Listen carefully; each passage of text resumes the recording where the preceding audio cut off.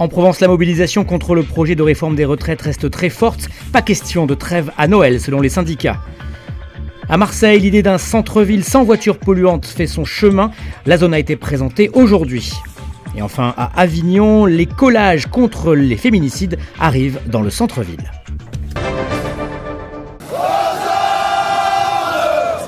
13e jour de grève contre le projet de loi de réforme des retraites. Ce matin, la mobilisation était de forte ampleur à Marseille. Selon la CGT, ils étaient 200 000 à se rassembler et 20 000 selon la police. Pour la première fois, l'ensemble des syndicats étaient dans la rue. Et à l'approche des fêtes de Noël, ils ne comptent pas cesser le mouvement. Ah, nous, on ne lâchera rien si le gouvernement il lâche rien. Nous, on est déterminés et nous, on ne veut pas de ce projet. On veut profiter de la retraite et on veut que nos enfants en profitent aussi. Et il n'y aura pas de trêve tant qu'il n'y aura pas retrait de ce projet.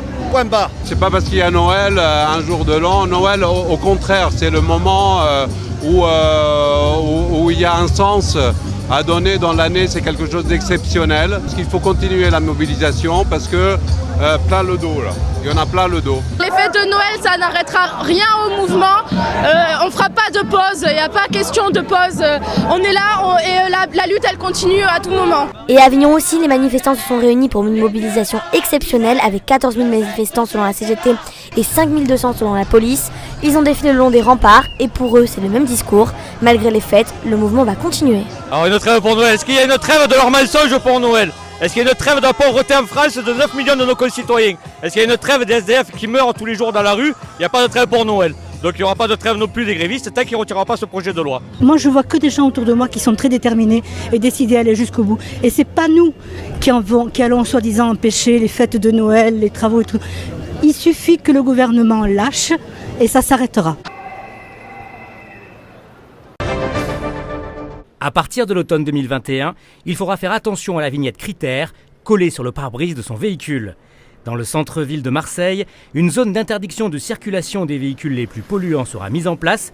Cette zone a été dévoilée cet après-midi par la présidente de la métropole, Martine Vassal. C'est une zone qui est assez élargie, qui part sur le bord de mer, qui va jusqu'à Euroméditerranée, qui englobe tout le Jarret et qui revient par le Pouvoir-Bail. Donc cette zone, eh bien la voilà. C'est 314 000 habitants, c'est 172 000 emplois et c'est 42 000 scolaires qui vivent à l'intérieur de cette zone. Une zone à l'intérieur de laquelle eh bien, on va lutter contre la pollution en évitant à ce que des véhicules qui soient des véhicules polluants puissent y rentrer. Si par exemple on s'occupe des camions de livraison, on ne peut pas décemment interdire les livraisons pour faire fonctionner le commerce à l'intérieur du périmètre de la ZFE. Donc à un moment donné, il va falloir trouver des solutions ou proposer des alternatives pour ceux et celles qui doivent travailler. Quelles vont être les conditions d'entrée et de sortie de cette zone de faible émission, qui peut rentrer, qui peut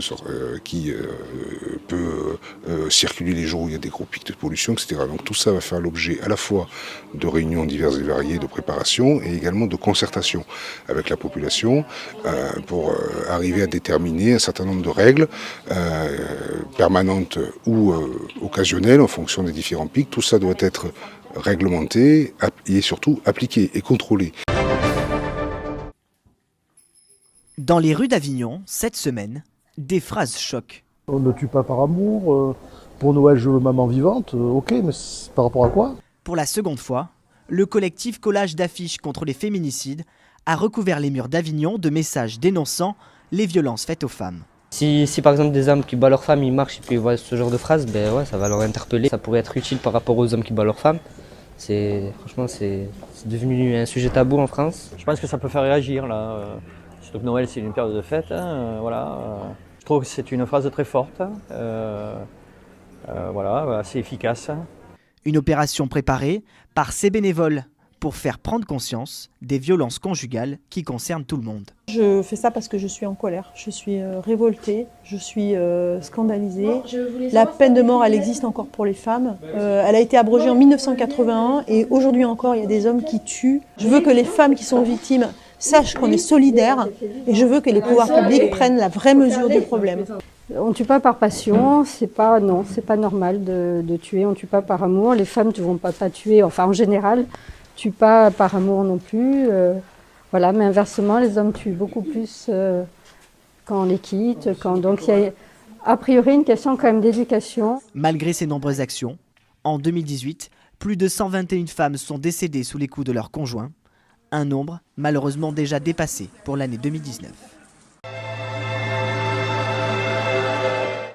Du soleil et des nuages tout au long de la journée sur la Provence, avec une exception à l'ouest de la région, à Avignon et Arles, où il pleuvra.